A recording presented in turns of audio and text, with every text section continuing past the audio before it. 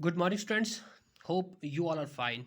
As you all know that we are on the exercise 2.6 and we have done first two questions. Now today I'm going to start question number 3, and this topic is related to reducible form. Reducible form means here the variable is in the denominator. It means it is not in the form of ax plus b equal to 0. This is the general linear equation in one variable. This is a general linear equation in one variable. It means this variable z is in the denominator. That's why we have been asked to bring it in that form, bring it in linear form. Okay, so here what we are going to do, we'll just do cross multiplication. We'll multiply z with 9 and 4 with z plus 15. So while multiplying z with 9, it becomes 9z is equal to 4 times this, means 4 into z plus 15.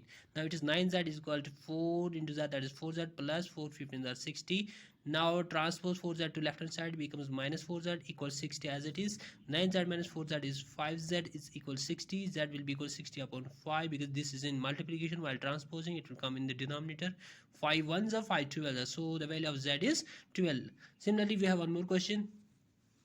3y plus 4 divided by 2 minus 6y equal to minus 2 upon 5. So we have to find the value of y. We are going to find the value of unknown variable y.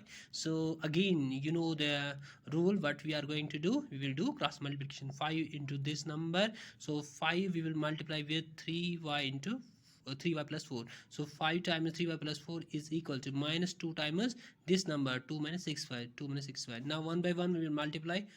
5 3s are 15 plus 5 for the 20 is equal to minus 2 into 2, that is minus 4 minus minus plus 2 6 are 12y.